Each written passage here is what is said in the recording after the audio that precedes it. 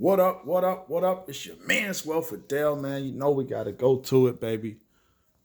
Listen, right now we got the coronavirus running around the country, and I can't help but think about the position that some of the wage earners are gonna be in, and it's real disheartening because the people that have just regular wage earner jobs, right? Say you work at the deli or some restaurants and maybe some of the grocery stores.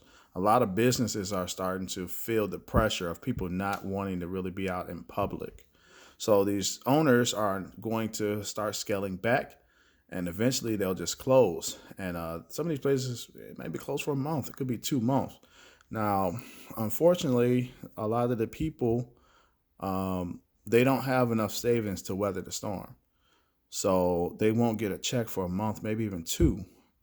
And here's why I want to talk about the owner versus the renter. I know a lot of people talk about it, and it's not all just wealth building or prestige. It's perseverance. Like you got to be able to be able to weather some stuff. Now, I guarantee you. Now, there's a ton of homeowners that are check to check. The majority of the country lives check to check. So it's not that they have like so much more money, but their situation is quite different. And here's why. Okay. So the renter versus the owner, right? I put owner, they got 6 to 8 months.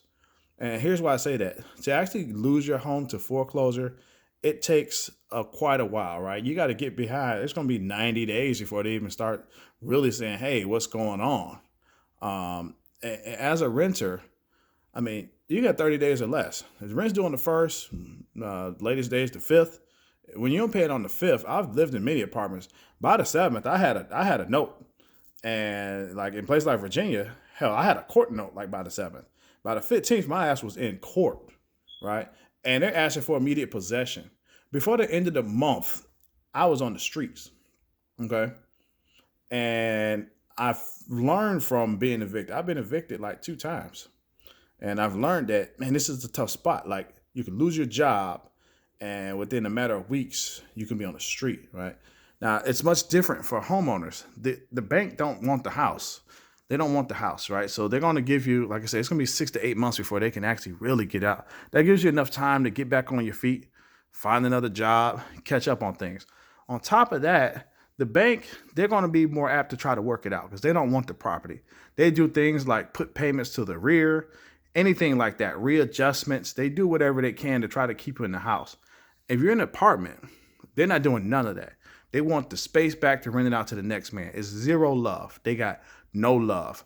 Another thing that the owner has an option, if it does get rough and he has a property that has equity in it and it's looking like, man, I can lose this thing in 3 months, he can sell it.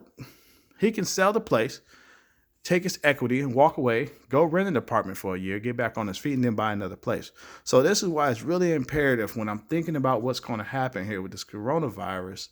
A lot of people could end up on the street because it's not so much that they're just doing terrible financially. And like I say, there's tons of homeowners that don't have 3, 4, 5, 6 months worth of reserves. It's just that they're in a much better position to work with their situation. They don't have to have the money for the mortgage the next month for sure, right? They can call and say, hey, this thing's going on. I've lost my job, right? Or they can be out of work for 3 months and then get a job and be able to catch back up and they still have a home. The renter, unfortunately, they're gonna be on somebody's couch or even worse, in the streets. So that's why it's imperative, guys, to make sure 2020 you become a homeowner. Interest rates are extremely low right now, and it's not difficult. Find someone in your area who specializes in some of the programs out there. I've put people in the houses for $700. Okay, it's ways to get in the house without a lot of money. The only thing you got to work on is the credit. So it's your boy Wealth with Dale. Be well, be wealthy. I'm out.